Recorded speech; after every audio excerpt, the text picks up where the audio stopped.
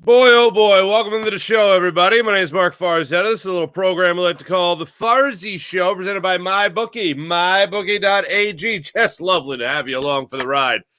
You know, when I was a kid, I was a big late-night television show fan. You know, Letterman. They loved David Letterman. I absolutely loved David Letterman, you know. But Letterman was beating Jay Leno for a long time in the ratings. And then this guy, Hugh Grant, right, this actor fella, right, he decided to get himself into some trouble. We don't need to go into detail about what the trouble was, just in case the kids are listening, right, on your way around, you know, to work or taking the kids to school, whatever the case may be. But Hugh Grant went on Jay Leno's program there, The Tonight Show, right, and he sat in the chair, and the first words out of Jay Leno's mouth to Hugh Grant were, "What the hell were you thinking?" And you know what? I wasn't a big Leno fan. I didn't like the Tonight Show with him hosting it, but I got to give him credit. That was a phenomenal question. And ever since then, the ratings swung in the favor of Jay Leno, and he would beat one of my all-time television and media heroes, David Letterman. I bring that up because today, when the Eagles have their press conference, and you might be laughing too if you knew exactly what Hugh Grant got in trouble for, but if they have their press conference today, when they have their press conference today, it's been the last week we've been duped by the Eagles. There's supposed to be a meeting with Nick Sirianni. We're supposed to find out the fate of Nick Sirianni. All that stuff. It hasn't really gone down that way, but today, Howie Roseman and Nick Sirianni are supposed to address the media. And when they address the media, I want one of the first questions to be, what the hell happened? You were 10-1. Then you were 10-3. Then you demoted your defensive coordinator. You somehow magically this season fired 2 defensive coordinators in one fell swoop. So there you are. And then your offensive coordinator has also been fired since the end of the season, and Brian Johnson. And Nick Sirianni is still here. Again, what the hell happened? I don't know what time the press conference is. Nobody has released when the press conference is going to be. It's going to be today at some point. I just assume at some point today, I'm just going to get a notification on my phone. It pops up there, live press conference. Howie Roseman and Nick Sirianni address the media. Okay, couple of things. We're going to play bingo today, similar to the way we did with A.J. Brown's press conference from a couple of weeks back about what he was going to say when he finally addressed the media, what we can expect. So we'll get into that. And then also a couple of questions that I have. Yes, we already have question number 1, which is, what the hell happened here? Howie, how do you explain what happened at the end of this season? Nick Sirianni, how do you explain what happened at the end of this season? Question number 2, what's the plan? What you had 2 coordinators. You went to a Super Bowl. You had an MVP caliber quarterback. You had a defense that had 70 sacks. And then your defense coordinator moved on through a murky situation to go to the Arizona Cardinals. Then your offensive coordinator moved on to become the head coach of the Indianapolis Colts and just missed out on the playoffs. You brought in 2 guys that between them combined had 1 year of experience in their previous positions. Those turned out to be horrible decisions. One guy couldn't even make it through the entire season. You saw him be so terrible at his job that you decided to demote him with 4 games left and dropped a unfortunate chemistry undoing bomb in that locker room, to which every player to a man said this was a bad decision, and you did it anyway. Did you have any conversations with the players before you just made this change?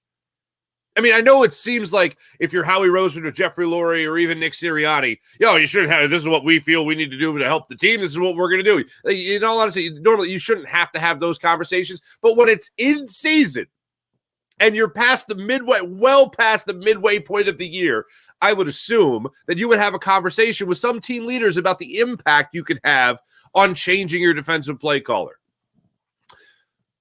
I guess they didn't do that. Here's what's so interesting about the plan going forward as far as the coordinator positions go. When Howie Roseman and Nick Sirianni are asked about whose decision it was, I'm sure this is number 1 on the bingo card. It's a collaborative effort. That's what you're going to hear today. When you're looking to assign blame, when questions are asked during the press conference today about assigning blame, no one's going to be like, That was Jeffrey Lurie. Oh, Jeff told us to do that. Jeff will be down here in a couple of weeks, and he'll answer those questions. But we can't. We just, he's the owner. He's the boss. You're not going to hear that kind of answer. What you're going to hear is, it's a group effort. We all do this together. And that's how they'll skirt blame from saying it was Nick's fault, which I don't think a lot, unfortunately, is Nick's fault. Because I don't think he has the power to really mess things up that much. I think you have Howie Roseman. I think you have Jeffrey Lurie that have a lot of sway on what's going on, even in the game day operations, which is bonkers to me. By the way, Les Bowen will be on with us a little bit later in the show to help us understand how he sees the corporate structure of the Philadelphia Eagles and who has sway, who has the most say in what situation. So we'll get into that conversation. But to continue on the coordinators, here's what's so interesting. Usually when you ask these questions about who to blame, you can kind of dodge it. You can kind of sidestep it. You can even acknowledge that the question in one way, shape, or form doesn't have any basis. But with this question about the defensive coordinator and making the change, every player asked about it has come out and being like, yeah, that was dumb, but more or less. I mean, Fletcher Cox literally came out and was just like, yeah, hey, man, I'm just an employee over here. I don't know what to tell you about it. Hassan Reddick threw out the higher-ups, quote-unquote, under the bus for making the change. That's what they wanted to do, so that's what we did. Darius Slay has come out and saying, well, I don't know why I just didn't keep Denard Wilson. I would have been all for that. There's no denying the impact making the change that defensive play caller had towards the end of the season. No change. No denying the impact it had. So you can't sidestep it if you're Howie Roseman. You can't sidestep it if you're Nick Sirianni. Hell, when Jeffrey Lurie addresses the media, he can't sidestep it either. It's not like, oh, we didn't feel like it had that much of an impact. Did you do any research? Did you talk to anybody? I would love to know from Howie and Nick what went into that decision. Oh, we need to make a change. Yeah, but did you talk to the players? Because it was not a hit with anybody. So that's that's a question I absolutely have. What's the plan going forward as far as your coordinators? What is it, especially on the defensive side of the ball during the season? What's the plan now? Are you looking for more experienced veterans after you rolled the dice on, again, two guys that between them have 1 year of experience in that position? And then also, what's the plan with Jalen Hurts? There was a story that came out, Mike Florio, Pro Football Talk, about how the Eagles can get out of the con. It's not that crazy to trade Jalen Hurts, $44 million, whatever. I have told you guys all along, look, Jalen Hurts ain't getting traded. This isn't happening. I got confidence in Jalen Hurts having a better year under a better coordinator with a better game plan. Look, a lot was on him this year. Do not get me wrong.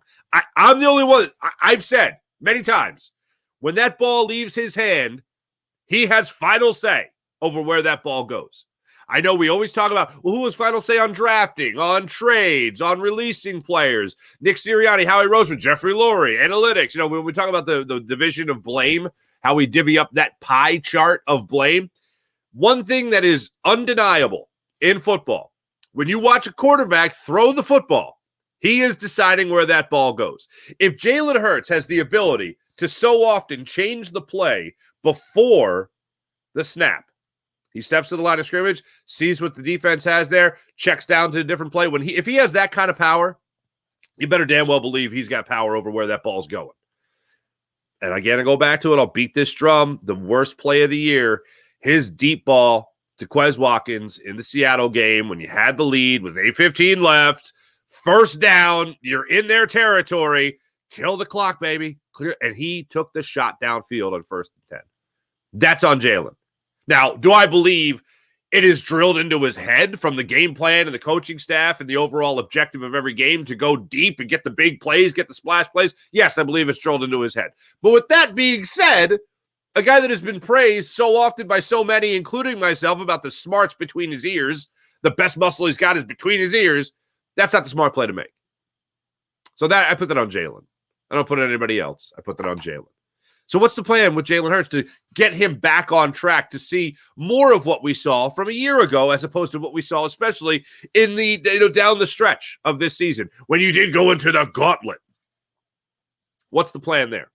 So the report comes out on Pro Football from Pro Football Talk, Mike Florio, about how easy it would be to trade Jalen Hurts. Look, people, anyone that brings up $250 million, just pump the brakes. All right. because Jalen Hurts not signed a $250 million deal. That's what it could be worth. And in the NFL, like the NFL in contracts has to break down the word guaranteed. Like they have to say fully guaranteed. Like I thought guaranteed was guaranteed. No. Is it fully guaranteed? Well, then it's not guaranteed. It's not fully guaranteed. It's not guaranteed. Okay, hold on a second. We now got to break it down what it means to be guaranteed.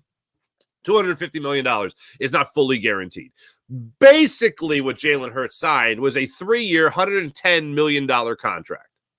So over the next couple of years, yeah, that's a pretty penny. But Mike Florio was not wrong. It's just that I don't think anyone has on their mind trading Jalen Hurts or getting rid of Jalen Hurts. There are people that might not like what they saw from Jalen Hurts this year. I didn't like what I saw from Jalen Hurts this year. But the craziest thing to me, despite the fact that the Eagles were a soft 10-1, and I even hate to say it as that, but once you go 10-1 and then get blown out of the water against other contending teams like the San Francisco 49ers, and as much as I hate to admit it, just when it comes to contending in the regular season, the Dallas Cowboys, yeah, you can't really be considered a top-ranked contender. As we went on with the boxing analogy yesterday with our friend Joe Santoliquito, it's a perfect analogy to think about the Eagles because we've seen boxers go 20-0. We've seen guys go out there and absolutely dominate as fighters, and then all of a sudden, they go and face the champ or a top-ranked contender, and then they get blown out of the way. They just get beat in the first round. That's kind of how it felt watching the Eagles this year, unfortunately. And that's what was so damn scary. Throughout the year, it just didn't feel like that team that was really up there to be a Super Bowl contender, with the exception of the Miami Dolphins game, as I've pointed out many times. But, what's the plan with Jalen Hurts then going forward? Getting him back on track and making sure he is doing what makes him comfortable and what will make sure you're challenging him in the right way. How can he get on the same page with some of his teammates? How can he get back into that flow from a year ago? I think what the Eagles are going to end up doing in that regard is going out to the more veteran coaches. I saw the report of Cliff Kingsbury, Mike Garafolo of NFL Network put that out. I don't jump at that. I don't look at him as some kind of crazy innovative coach. It did raise my eyebrows for the simple fact that he has been a head coach. Just like it raised my eyebrows that the Eagles could possibly hire Ron Rivera as their defensive coordinator, a former head coach. And what have we been talking about over the last couple of days here with the Eagles moving on from both coordinators? Having Nick Sirianni's replacement right there waiting in the wings. That has been the Eagles' MO. If you follow the bouncing ball, ever since Andy Reid left, Chip Kelly came in here with his offense. Who did you have? In case that offense didn't work, you had Pat Shurmur as your offensive coordinator. When you had Doug Peterson come in, never been a head coach, had only been a head coach at the high school level, ladies and gentlemen, barely been an offensive coordinator at Kansas City under Andy Reid. Who else did you bring in here? A guy who had been a head coach in Jim Schwartz. Jim Schwartz was right there waiting in the wings in case, what hit the fan. Then you have Nick Sirianni come in here. He was really the only one that they just went all out on and said, all right, we're going inexperienced across the board. But Frank Reich gave him one hell of a boost. One hell of a, a vote of confidence. Then you also had Jim Bob Cooter, though, as your offensive consultant. Maybe he was waiting in the wings to see if Shane Steichen could do a fine job as the offensive coordinator, which he ended up doing. It's an interesting thing here. And then this year, they have Sean Desai, and they also have Matt Patricia waiting in the wings. They like to have that contingency plan. So if you hire two former head coaches, it'll be pretty interesting to see how long Nick Sirianni lasts if the Eagles don't come out of the gate strong. Because I have no doubt in my mind that this is how things went down this offseason. In the very brief amount of time we've had in this offseason. Nick Sirianni had a meeting with Jeffrey Lurie. As the report came out, Jeffrey Lurie was intrigued by the plan from Nick Sirianni and said, okay, we can play with this. And also, Nick Sirianni followed his marching orders, unlike Doug Peterson. I think if Nick Sirianni had this type of season this year, after winning the Super Bowl last year, Nick Sirianni wouldn't be here. Doug Peterson wanted to fight for his coaches, essentially. He had a Super Bowl on his resume. If the Eagles said, you're fired, he's like, okay, I'll coach somewhere else next year. I'll get a job in 5 minutes. All right, see you later. Nick Sirianni didn't have that flex. Nick Sirianni, unfortunately, seems to be more along the lines of just happy to have a job as opposed to wanting to be in charge. You know what? Part of me can't fault him for it as long as he can fix the problem in the offseason, along with Howie Roseman, along with Jeffrey Lurie. And they also get Jalen Hurts back on track, and they get somebody else in here to run the defense in a much more efficient manner. And maybe they actually invest in the linebacker position. It's a very frustrating thing that I've gone through this season, as you guys, I don't need to tell you guys that even a little bit. But looking at how it's all unfolded, I hope we get somewhat of decent answers today at the press conference. I'm not expecting eye-opening things. I'm not going into this naive even a little bit. A half-hour press conference is what I'm expecting, and I expect a lot of nothing. But if you do get onto the bingo card today, number one, when it comes to this bingo card, is it's a collaborative effort. When people are looking to assign blame, collaborative effort. That's one. Number one, the words collaborative effort.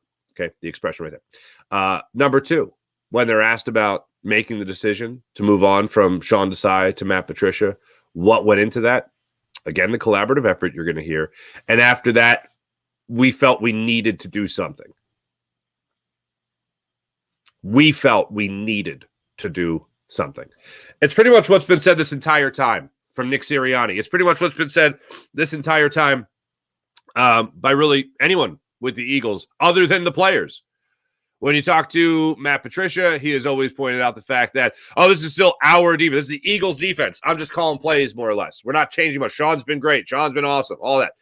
It's going to be a lot different hearing it straight from the horse's mouth today in Howie Roseman. And then in a couple of weeks, probably at the end of the season entirely, Jeffrey Lurie addresses the media and maybe possibly sheds a couple of dim lights on what went down this season. Finally, one of the things I'm absolutely thinking about hearing is the word confidence. Confidence, I think, is going to be a buzzword. If I had to set the over-under on the amount of times you hear the word confidence today, I'd go about 10.5. Confidence in Jalen Hurts, confidence in Nick Sirianni, confidence in Jeffrey Lurie to provide us the resources we need to go out and get talent, confidence in the scouts. I think confidence is going to be a big word today. Despite losing 6 of 7, despite going from 10-1 and the number 1 seed in the NFC to a 5 seed, not winning your division, let alone your conference, good God, they're going to have a lot of confidence that they're going to drop. They're going to get back in this thing, baby. And next year, they're going to instill confidence from the fan base in this team again, and in this team's management, and in this team's coaching staff. Confidence. Confident. They're confident, baby. They're very confident. How confident? Oh, man, so much confidence. Brimming with confidence. They're the cock of the walk, baby. I was really thinking about what was going to be said today. That's the number one word. I'll be a little ding, a little buzzer will go off. Ding, ding, ding. I feel like confidence is going to be a big word today. As far as Cliff Kingsbury goes, no thanks. No thanks. I don't. This is okay. Hold on a second. The Cardinals fired him, and they went to Jonathan Gannon. No thanks. No thanks. It's not exactly a ringing endorsement. I really would like to see Ron Rivera as their defensive coordinator. And the reason being is the reason I would like to see a head coach come in here that's got some swagger about him. You know, somebody that's not going to be like, I'm sorry, what do you want me to do? Yeah, I'm not doing that. Like somebody like that.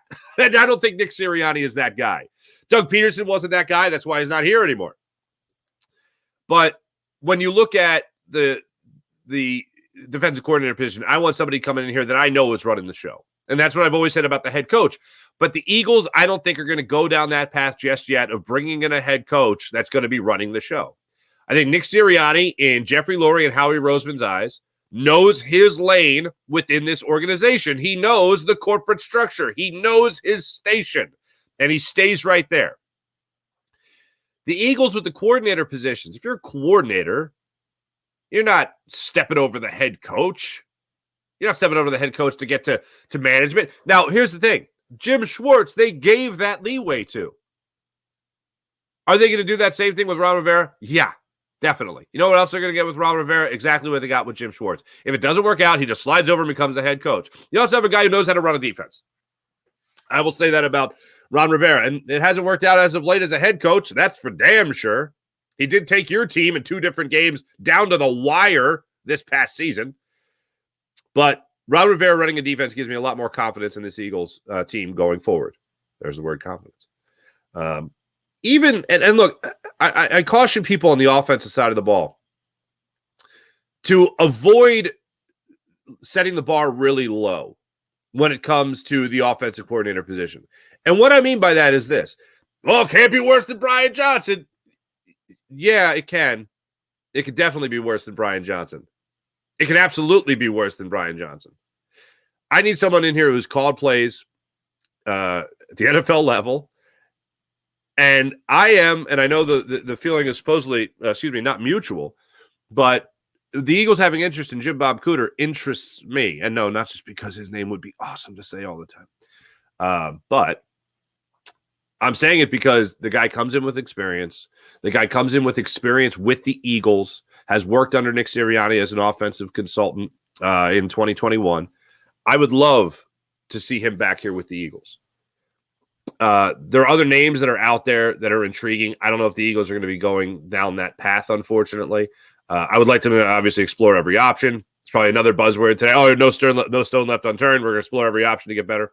Another bingo card word right there, or phrase. But Jim Bob Cooter, for me, of all the names I've heard so far that have some likelihood of possibly joining the Eagles to help them, that's one right there. He's got experience as a play caller. He's got experience with the organization. Jalen Hurts has obviously already worked with him in some capacity, being that he was here with the Eagles.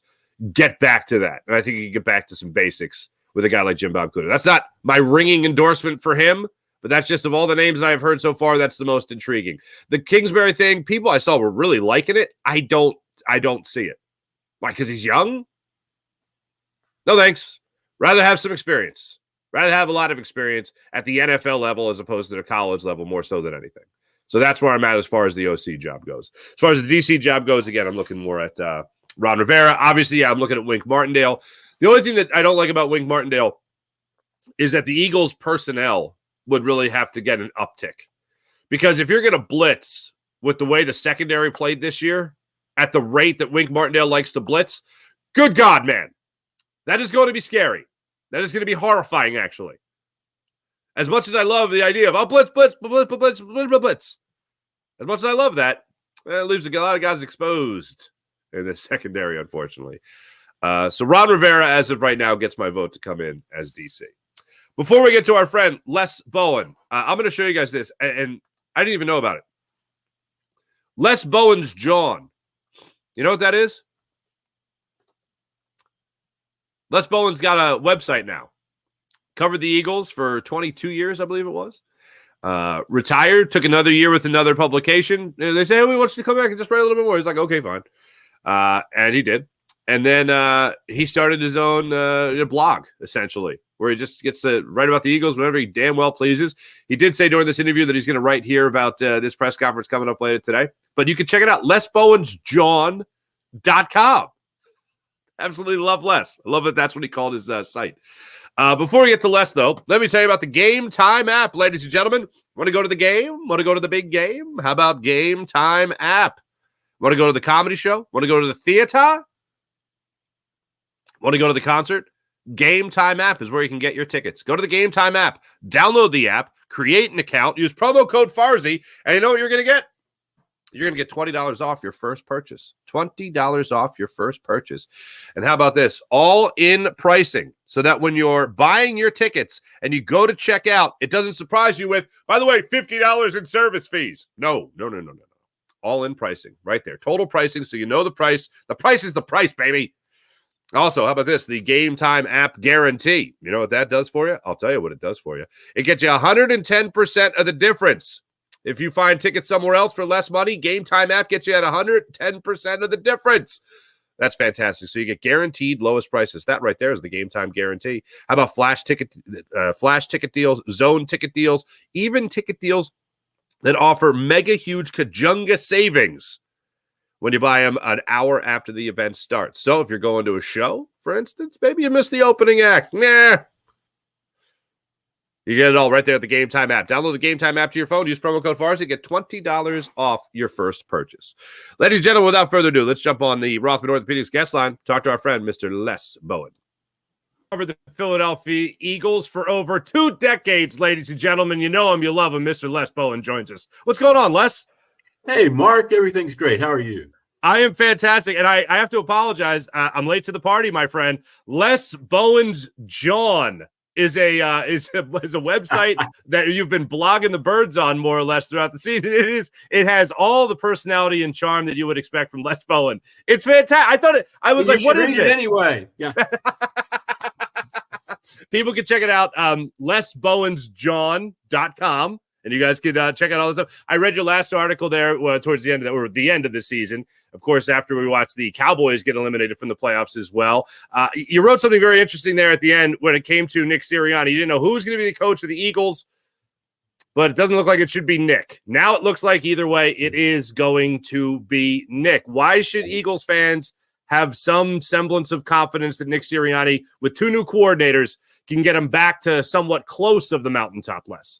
Well, you're asking me to argue a position that I would have argued the other side of had I had the choice. But, it looks like they are bringing him back, obviously.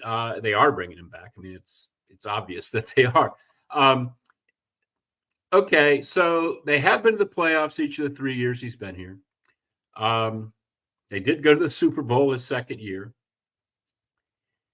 You could say that a lot of the problems maybe had to do with, well, the defense was a huge problem, which isn't really his thing. I mean, he's responsible because he's the head coach, but the defense just became a total disaster, and we don't really know. There have been different things said about who hired Sean Desai, who made the decision that they needed to get rid of Sean Desai when they were 10-3. It all worked out horribly. Maybe it's not Nick's fault. I don't know. That's one thing. The other thing you can look at is the offense, for whatever reason, it worked fine in 2022. It didn't work in 2023. There were 3 elements to that: Nick, Brian Johnson, and Jalen Hurts. You're not going to get rid of Jalen Hurts. You are getting rid of Brian Johnson. Maybe that will somehow, especially if a new offensive coordinator brings in some different concepts that Nick, I think, in this situation is kind of forced to adapt to. To me, I don't want to go on forever, but this looks a little bit like 2021 when they had the meeting with Doug Peterson after the season and they wanted him to change a bunch of stuff. And Doug was like, nah, I'm good. I'll see you. And instead, I think that would have happened this time if Nick had been, Nick had gone that far and said, no, I'm not changing this or I'm not changing that. But Nick was kind of like, okay, whatever you guys want. And apparently, that I'm inferring that. I don't know that. But, so Nick survives. But I have a lot of questions going forward, no doubt about it. All right, so then this question will put you back in your comfort zone.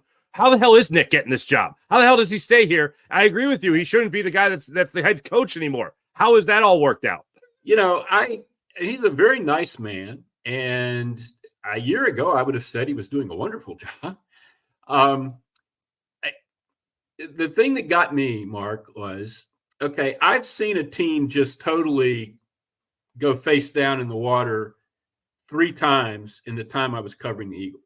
There was 2012 with Andy Reid, which got Andy Reid fired after 14 seasons here. Andy Reid, Hall of Fame coach, who's now, won 2 Super Bowls and been to the conference championship games 11 times or something. The next time I saw it was 2015, where the record wasn't as bad as it was for Andy, but it was with Chip Kelly down the stretch in 2015. It was as bad. They looked as bad as they did in 2012. And Chip got fired before the season was even over.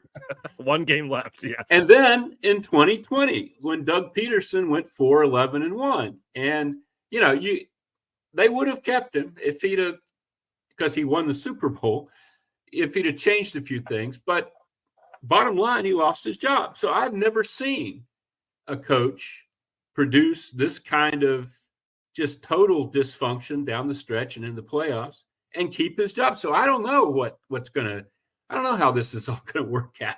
I think they've got a huge selling job, and I think there'll be incredible scrutiny, of everything this guy does, of every loss, and it's going to be quite a show, I think, going forward. I do definitely want to ask you about the press conference with Howie Roseman and Nick Sirianni coming up here. But last thing on just the season itself, how did it happen? By your calculation, how the hell 10-1 to losing 6 of your last 7? How the hell did that happen? Well, my best guess, Mark. I mean, we all know that 10-1 was a little bit of an illusion. They lucked out time and time again. Guys dropping passes, the Cowboys failing to score on 1st and goal from the 6, or 1st and 5 from the 6, I think it was actually. But what happened was those losses to San Francisco and Dallas weren't just losses. They were total, embarrassing, humiliating, like me playing intramural basketball 50 years ago against guys who could really play. It was just, it was horrendous. And I don't think they ever recovered from that. I think when you think that you're the best team in the conference and you get just housed twice like that, I think everybody on that team more or less thought, oh my God, we're not really this good. We're not what we thought we were. I've used the analogy of a cartoon character running off the cliff and running along and then suddenly looking down and realizing that, and that's almost what happened. I think the whole team just figured out, and instead of maybe a team that hadn't gone to the Super Bowl last year would have still been able to deal with that and think, okay, we're not what we thought we were, but we've still got this, we've still got that, we're going to make the playoffs and we're going to get in there and we'll see how things go and, see who we end up playing and, make something out. Instead, it just went straight down. It was, they couldn't get the engine started again. And that was very, very concerning to me.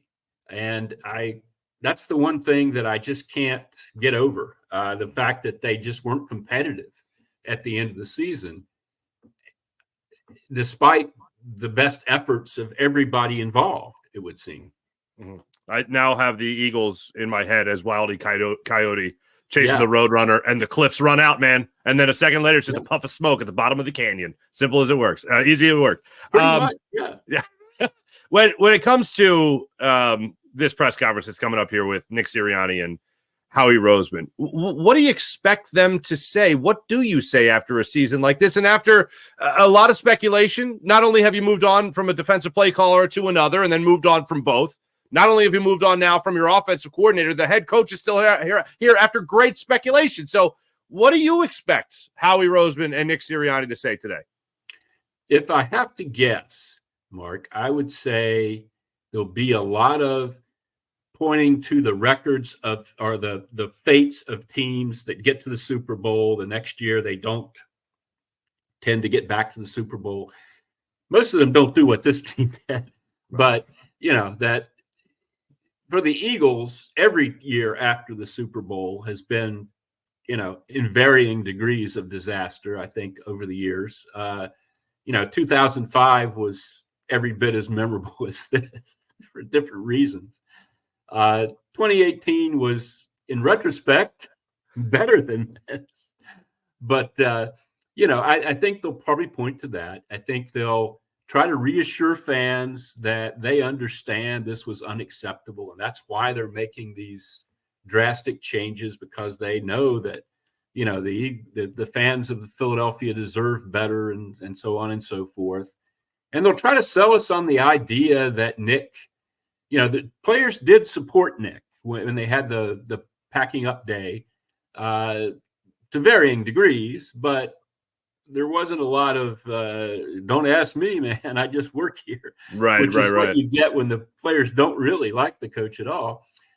So they'll, he has support, and they'll maybe mention that, I don't know, but they'll try to sell you on the idea that Nick can, with these different, last offseason was it was a mess. They played into February, guys, surgeries got delayed, and there wasn't really an off-season program, and maybe they took the wrong, tone going into training camp. They just wanted to rest people. This will be more about hard work and getting back to basics and blah, blah, blah. But it's a hard, if they say anything that really like gets you fired up thinking, by golly, everything's fixed now, I'll be a bit surprised. Yeah, I agree with you there. In all your experience, Les, and I love asking people that have been around the team as much as you this question, because you really understand the inner workings there at the NovaCare complex. And it's a general question, but it's one that everyone wants to talk about and everyone wants to know.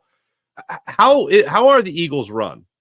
Is Jeffrey Lurie the meddling owner? Is Howie Roseman still the captain and all that stuff? And then the head coach is just there as with strings attached to him. How are the Eagles run? How do you divvy up the percentage of workload and say? I wouldn't say that the coach is any kind of puppet or anything like that, but the other two people you mentioned are very heavily involved. Jeffrey Lurie, and this is a change from when I was covering Andy Reid. I didn't really pay that much attention to Jeffrey Lurie, frankly.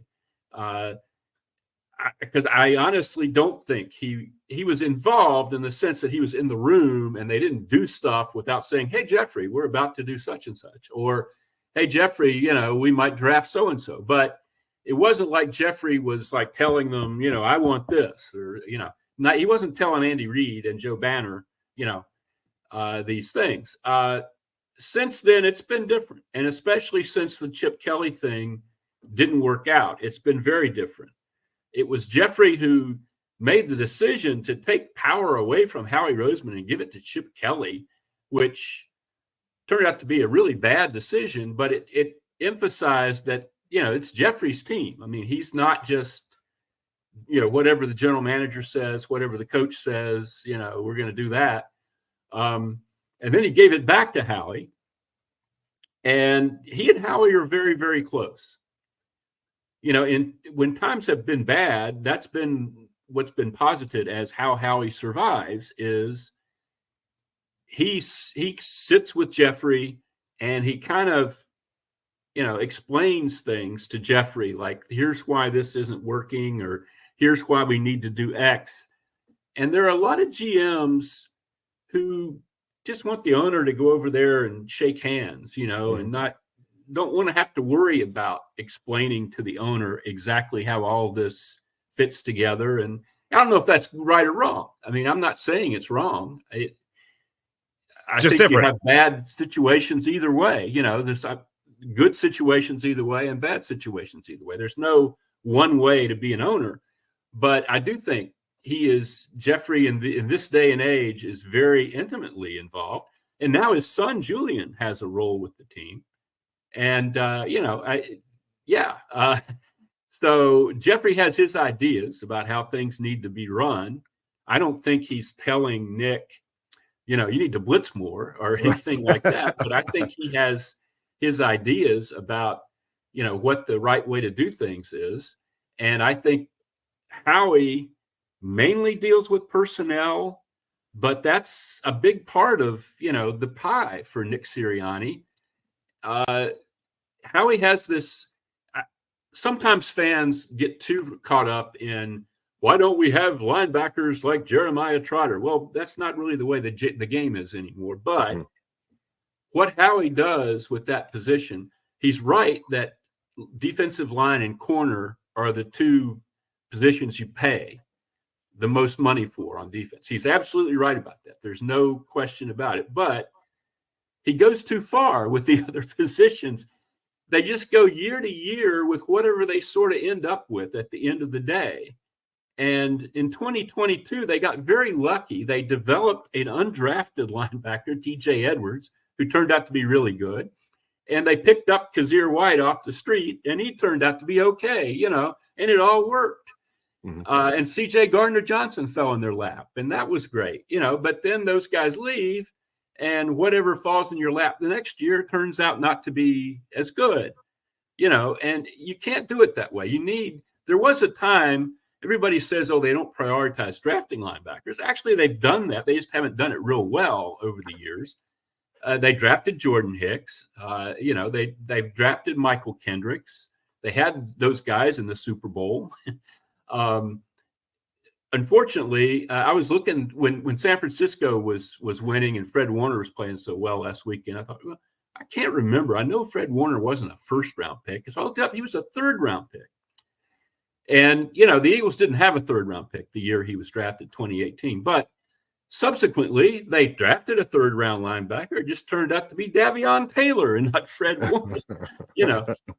That's what – they don't need to go out and, put a top 10 pick on linebacker or running back or something like that. They need to just not ignore, because there aren't any positions on the field that you can absolutely ignore and just sort of figure we'll be all right, because you won't. And it's not the first time that's happened to them at linebacker. In 2020, that horrible year for Doug Peterson, it was Alex Singleton and the Duke of Riley and a bunch of guys that just that in and off the street, and it was horrible. But they got the next couple of years they were all right, and so they just figured that'll never happen again. Well, it will if you don't do something. Right. So anyway, and the way what I was getting at was how he handles the personnel. I don't think he handles strategy or game planning or any of that stuff. But the personnel that he handles, kind of sets the table for the offensive and defensive coordinator and the head coach. And I think Nick has total say in whatever kind of offense he runs, what kind of defense he runs, whether he starts this guy over that guy, unless the guy that he's not starting was a high draft pick, last year. Right. How he doesn't want that. But, I don't think they really give Nick a hard time, but everybody is involved. Absolutely. Gotcha. No doubt about it. Last, let's see, 2 off seasons ago now, the fun hot topic question was, is Jalen Hurts the guy? And then he had an MVP caliber season. And then this past season, it was an MVP caliber, actually, before that San Francisco 49ers game. And then ever since then, the question about whether or not he's the guy seems to be entering people's heads again. What is your confidence level that Jalen Hurts will be more of the guy we saw 2 seasons ago and less of the guy we saw towards the tail end of this year? I tend to be, over the years, the guy who sticks up for the quarterback. I kind of fell into that role with McNabb for a while, with Wentz. And, I'm going to do it again. I just don't think it can't be. To me, in this city, sometimes it's like Goldilocks. This quarterback's too hot. This quarterback's too cold. He has you saw him in the Super Bowl, right? That was the Super Bowl. It wasn't a preseason game. If there's something wrong with him, you fix it. That's where I'm coming from. I don't know. I don't understand. You mentioned that he was playing like an MVP for a while. He sort of was, but from the very beginning last season, it was different. Mm-hmm. And I don't know why. He looked uncomfortable. He looked hesitant. I don't know if they told him, be careful with the running now that we're investing all this money in you, and he took that too far. I don't know if his agent told him, be careful with the running. We can't get you hurt. It is clear. The one thing I'll say that troubles me a little bit is I thought at one point he could kind of move away from the running to a large degree and be successful as primarily a passer. And he kind of can, but I don't think he has the same swagger and the same mojo unless he's dodging around and taking off. And they can't run him 15 times a game, but they might need to run him like 8-9 times a game, and not just tush push or brotherly shove, but actually getting him out there and getting him into the secondary. There were a lot of, everybody thinks 2022, the offense just flowed wonderfully, the holes. But actually, if you go back and look at those games, there was a lot of times when it was like 3rd and 8 and nothing was happening and everything was breaking down, and he just took off and gained 13 yards and, get out of jail, Yeah. Jalen made a play. There you go. Yeah. And that didn't happen as much this year. It didn't happen nearly as much. And I guess they still need that. I would think with A.J. Brown and Devontae Smith and Dallas Goedert and a great offensive line, you wouldn't need that, but apparently they did. So obviously we know we got 2 openings now at the coordinator positions here, both offense and defense. What direction do you see the Eagles going in? A veteran in both spots, someone that could potentially, if things really start to hit the fan, would take over as a head coach if need be? Where do you see them going? Do you have a name in mind or just a description? Boy, I don't have a name in mind. I don't like for the offense, I would like somebody who has some different ideas. And I don't think that's Frank Reich. He and Nick coached together a lot, and I don't think Frank has any. In fact, Frank's stock is really, really low right now. And I hate to say that because he's a nice man, but I don't see that being what's going to fix that offense. They might need somebody from the outside, some hot new guy that, like Ben Johnson or somebody like that who has some different ideas for the offense. I do think there's something to be said, maybe on the defensive side you do this, for having a veteran coordinator somewhere where everybody isn't, somebody that was folding towels in the NFL 10 years ago. I don't know who exactly you can get, but I would get some voice that's over, 40. Maybe for the defense. I'm not sure I would do that for the offense because, I kind of want them to evolve into something more like what's cutting edge. And it bothers me. Another thing with Nick and the whole keeping Nick thing, that's why he was brought in here. He was supposed to be on the cutting edge of offense. And it's very apparent now, if you look at the use of motion and things like that, that he isn't. And I'm not happy with that. I don't understand it. It's one of those things where not being down there every day kind of limits me a little bit, because I'd love to know, what are Nick's ideas suddenly old ideas? I don't know what the hell has happened, but something has happened, and they need to shake up that offense quite a bit. Well, whoever comes in will certainly be charged with that tall task. They'll have the weapons to do it. It's just a matter of whether or not they'll have the creativity. They absolutely do. Mm-hmm. Les, it is always great catching up with you. And make sure you guys are following Les on Twitter, as well as reading Les Bowen's John, lesbowensjohn.com. It's always a good time, that's for sure. Les, great catching up with you, man. Thanks so much for joining us. Thank you, Mark. And I'll be weighing in after this press conference today. Absolutely. On lesbowensjohn.com? Absolutely, yes. I will be clicking and reading, my friend. Well, thank you, Mark. Absolutely. The great Les Bowen joining us here on the Rothman Orthopedics guest line. Absolutely love Les Bowen, and I appreciate him taking some time out of his day to hang out with us late last night. But yes, that's going to be an interesting article on lesbowensjohn.com about this press conference for today. I'm actually really looking forward to it, to be completely honest with you. Just because if it's a 20, 30-minute, 35-minute press conference, whatever, we'll get a nugget. Maybe we'll get something out of it that makes us go, oh, that's interesting. And I'm not talking about something out of it that makes us feel great. I'm not talking about something that gives us a lot of confidence going forward. Maybe one of the questions today is, how much is experience? How much does that matter in hiring a coordinator this time around, being that the guys you had before really didn't have any? How much does experience matter? Do you want guys that have logged a lot of years? Like Les was just saying right there, someone who's been in the NFL that wasn't, washing towels 10 years ago. Someone that's just been in the league a long time, in the position of coordinator, calling plays with that experience. It's a prerequisite now, it seems like. Now that you've had two other guys call plays in a Nick Sirianni offense. Hopefully we get a little morsel of clarity. That's all I'm really asking for, clarity. I don't need and nor am I expecting, and I think it would be naive to expect coming out of this press conference, we all feel great about the Eagles' very near future again. I don't think we're going to get that.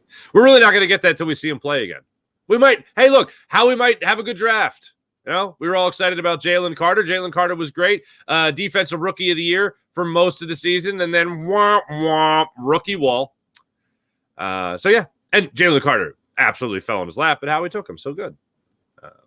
There might be some good moments in the offseason. But when it comes to the very near future of the Philadelphia Eagles and whether or not they'll get back to a Super Bowl contending team next year, I don't think people are really going to buy into that fully until they actually watch this team play football with their two new coordinators and whatever new pieces they add to the game plan. Let me tell you guys about MyBookie, mybookie.ag. Take advantage of all MyBookie has to offer. If you want to bet on the world of sports, bet on the world of sports at MyBookie, mybookie.ag. Make sure you use promo code Farzy for up to $1,000 redeemable cash bonus at MyBookie, mybookie.ag. Also, if the sports world ain't your thing, if you can't predict the future of the world of sports, maybe you bet on your favorite TV shows. Maybe you bet on your stories, as my grandmother used to say. You can also bet in the world of politics as well. If that's your bag, go for it. You can go for it all. At MyBookie, that's mybookie.ag, and use promo code Farzy for up to $1,000 redeemable cash bonus at mybookie.ag. How about PHL Sports Nation, Philadelphia Sports Nation, enhancing your Philadelphia sports fan experience across all social media and blogs. That's phlsportsnation.com. Let's get into the chat check and see how you wonderful people are doing on this fine Wednesday morning. Press conference day. PC day. Man. Anyway. Daniel Barry, what's going on? Sports High. Hey, how you doing? Yo to you. Eric Gallagher, what's going on? Good morning. Dank, what's going on? Yeah, some street loving for Grant. What? Oh, you Grant. I'm thinking of like, Grant, is there a coordinator that we didn't? Totally not a coordinator.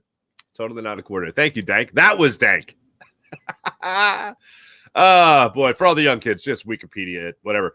Sean Kilray, what's going on? Mike Greed, Howie, do us a favor and resign. Mike, I say this with love. And you know what? Actually, you're dead on. You're dead on right here. That's the only way you're not going to have Howie Roseman if he resigns. If Howie Roseman decides one day, this ain't for me anymore. This ain't for me anymore. That's the only way he is no longer the Eagles director of player personnel and general manager. It's the only way. Because think about this, all right? Les even just pointed it out there. When the Eagles made this change to the inexperienced coaches, and Jeffrey Lurie being the guy that really runs the ship here, runs the show, captain of the ship and all that, it changed after Chip Kelly took it all away from him. He put his trust in his head coach, and his head coach, unfortunately, made him feel like he didn't own the team anymore. And Jeffrey Lurie's like, I'm not spending $1 billion and also making $2 billion to, not feel like I own something. And he told his very trusted advisor, very loyal advisor, hey, go get in the broom closet. See you later. And then a year later, he takes Howie Roseman out of the broom closet. And 2 years later, Howie Roseman wins him a Super Bowl. Howie ain't going anywhere.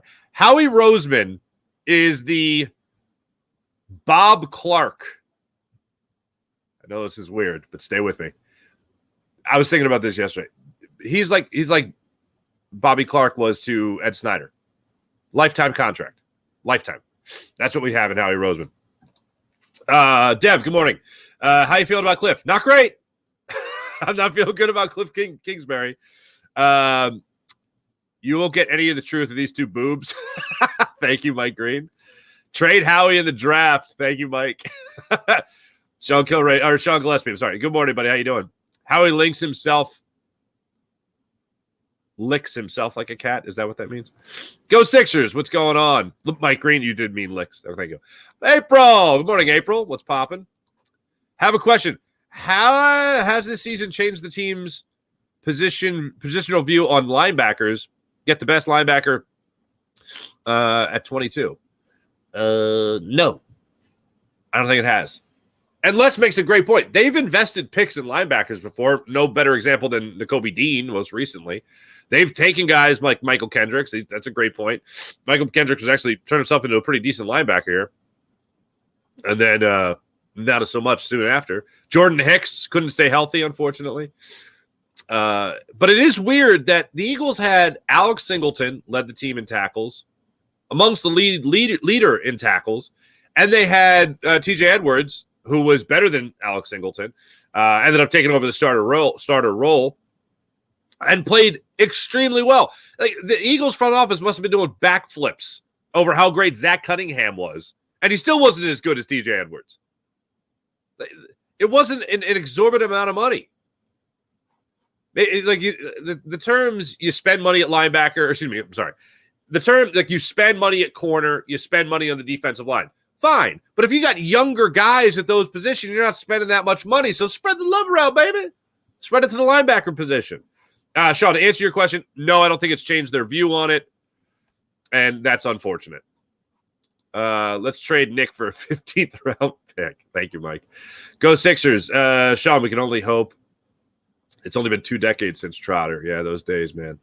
Long gone. Long gone. Chucky. What's up, Chucky? That's Chucky with 2 C's. 3, actually.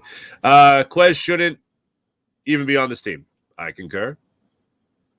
Ba-da-ba-ba-da-ba. Mike, babysitters for Nick until 2025. Pretty much. Oh, here we go. I saw a couple of you guys mention this. Go Sixers. I'm going to put you up here. I take Bieniemy as the head coach. Eric Bieniemy as the offensive coordinator. I love that idea. Bring it. Sean Gillespie, I want Bieniemy from the start. Joe, do you really believe Nick had a plan? The word I'd change is Nick. I don't believe the Eagles had a plan. Well, put it this way. I think they had a plan. I think that plan sucked. And then when that plan started to reveal that it sucked, they were like, let's make a new plan. One that's suckier. That's what they did. Sean Kilrain, that happens to go Sixers when Sirianni's poop. Sirianni poops the bed next season. If they bring whatever or whoever on, I think the plane changes. That happens when Sirianni poops the bed next season, if they bring whoever on, I think. Okay. Sean, is going to be a short leash for Sirianni. It absolutely is. Ooh, 1st and 9 confident? Ha ha ha. Mike, excellent poll. Thank you. What kind of confidence does it give you when you have a tush push in your back pocket? Well, every play is 1st and 9. There's never 1st and 10. Mike, if 2 former head coaches are hired, Nick didn't do the hiring. Yeah, I agree. Dank Birds, Jim Bob isn't a candidate anymore as reported. I saw that he's not a high-ranking candidate. So yeah, you could file that under not a candidate anymore. Adam's exploits. What's up, Adam? Keeping high school Harry is going to cost them another run at a championship. I don't feel great. I would have made the change. I would have brought in a head coach. Look, I told you, I would hire Jim Harbaugh. That would be my head coach. Nick, thank you for your time. Time to bring in Jim Harbaugh. Never did I think they were going to do it. This is the something else has to drastically change. This season, if you want the Eagles to bring in a more experienced head coach, if you want the Eagles to change their overall philosophy, then you're going to have to ask Jeffrey Lurie to do what he did with Chip Kelly. Now, I don't think he'll ever do that again with a coach that only had college experience, but maybe, just maybe, he'll do that with a coach that has NFL head coaching experience and has had some success at the NFL level. I've mentioned before, Jim Harbaugh has gone to the NFC Championship game with 2 different quarterbacks. He's made it to a Super Bowl. He won on the road in Green Bay. He was a quarterback. He knows the league, obviously. Apparently, hell of a coach. But I don't think they're willing to surrender their station in terms of the pecking order and influence on what happens on game day. And that's ultimately a bargaining chip that I just don't think anybody has right now. That's something that Howie Roseman, that's something that Jeffrey Lurie are going to keep very tight to their vest and in a vault, quite frankly. We're not even each other know the combination. I also don't know why Ron is a good fit being a failed head coach, but Cliff is that type. But Cliff is that type? He's also a failed head coach. And somebody else pointed out here that the Cardinals were like 9-0 2 years ago, maybe? Was it last year or 2 years ago? And then they imploded? Yeah, no thanks.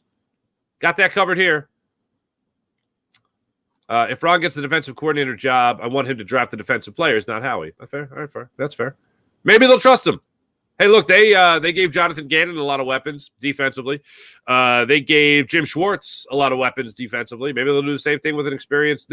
Not that Jonathan Gannon was an experienced defensive coordinator, but certainly Ron Rivera would be. Mike Flaherty, that's a good way to put it. Kingsbury has always been the flavor of the week, overrated. I concur. There it is, Dag. Yeah, 9-0 at some point under Cliff. Then implode. Some guys is better as coordinators. Yeah, and maybe that happens. Believe me, I'll sell myself on that if they actually hire Cliff Kingsbury. James Sidons? Eric Bieniemy. Yeah, I would do that. I like Eric Bieniemy. Go up here first. I pray that the Eagles, this is real RMP. I pray that the Eagles get these coordinator choices right, because if not, it's going to be some 4-11-1 crap all over again. I love the prediction of a tie. QB, what's up, QB? How you doing?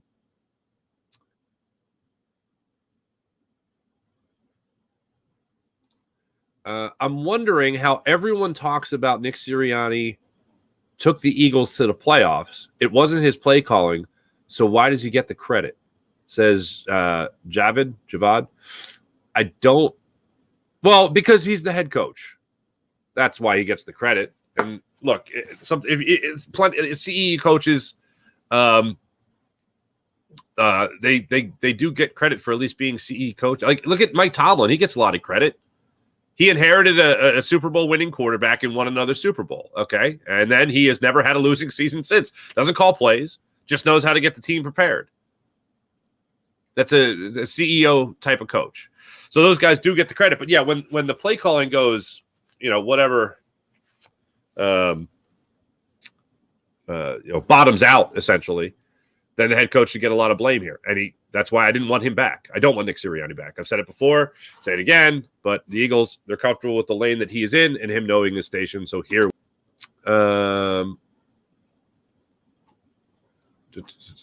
zero adjustments. Hey, Farzi. Hey, President Biden. How are you? Thanks for joining us. I know you have a busy day today, but thanks for joining us. Sean Kilrain. Like that Spider-Man meme. A lot of finger pointing today, Farzi. Yep, pretty much. Cliff White, straight puppet. I knew you guys were going to like him saying he wasn't a puppet. I don't think Les likes the word puppet. I don't think he wants to label a head coach a puppet. Barbara Carroll, what's up, Babs? So, if they're not announcing the new coordinators today, why not wait to have the presser until they get hired? Because we got questions, man. We got questions, Barbara. We got questions. Look, they're going to address the media because they want to talk about everything that went wrong. Then they're going to talk about the direction they're going. And then they'll, look, the coordinator press conferences don't happen. We didn't hear from Brian Johnson. We didn't hear from Sean Desai until training camp. So, yeah, it's going to be a minute.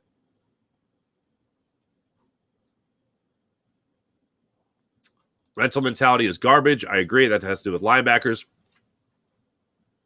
Oh, just picking up, folks. Linebackers have nothing to do with the offense, though. What's wrong with the quarterback? Let's get that straightened out. That's a big part of it, but linebackers are kind of important. Here we go. Jeremy Von Schaefer. Skeever. I've been a season ticket holder since 2003. God bless you. And the thought of Julian Lurie sniffing around the organization irritates me. We know more about football than this geek.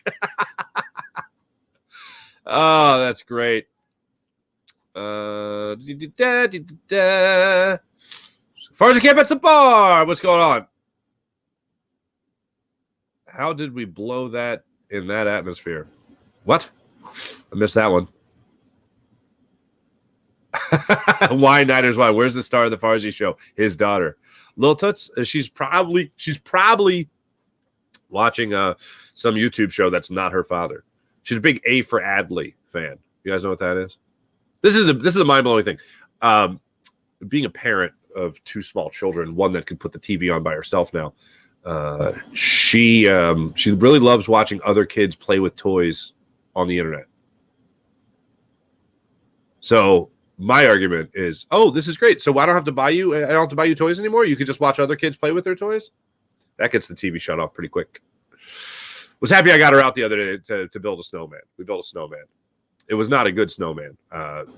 She's got an attention span like her father, where it's like, oh yeah, let's build a snowman. Fly, that kind of thing. So yeah, you can bet on me. Thank you, President Biden. Appreciate it.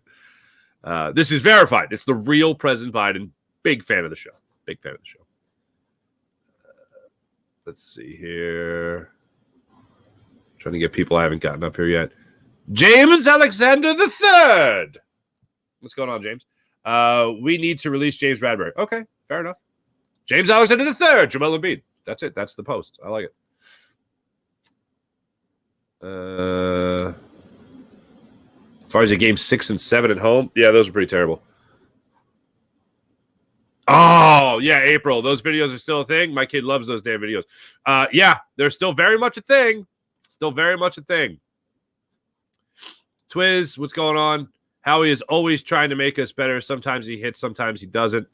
But the guy is always trying to improve our team. Most NFL franchises would want Howie, not Nick. Yeah, fair to say. All right, President. I'm not going with political statements. All right. Thanks, everybody in the chat. You guys are wonderful as per usual. Nice to have you along. Let's get to the morning rush. Brought to you by Sky Motor Cars. SkyMotorCars.com. First, let me get that off. There we go. Boom. All right. A couple of things in the morning rush. First and foremost, Jimmy Rollins, Chase Utley did not make baseball's Hall of Fame. We'll just send it right there. And we'll keep it in baseball. Rhys Hoskins signs a 2-year deal worth $34 million with the Milwaukee Brewers, if you haven't seen it. And then the biggest news of yesterday, the 30-13 Milwaukee Bucks fired Adrian Griffin, their first-year head coach. And by all reports, the one and only Doc Rivers will be taking over in Milwaukee.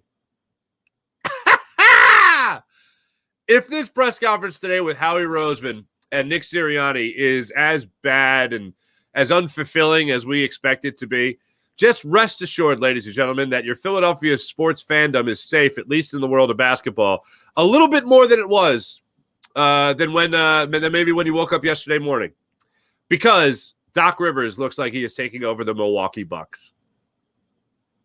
How beautiful is that? On behalf of Philadelphia, on behalf of 76ers fans everywhere, thank you, Milwaukee. You're the best. Oh, it's a beautiful thing. Thanks for watching. Thanks for listening.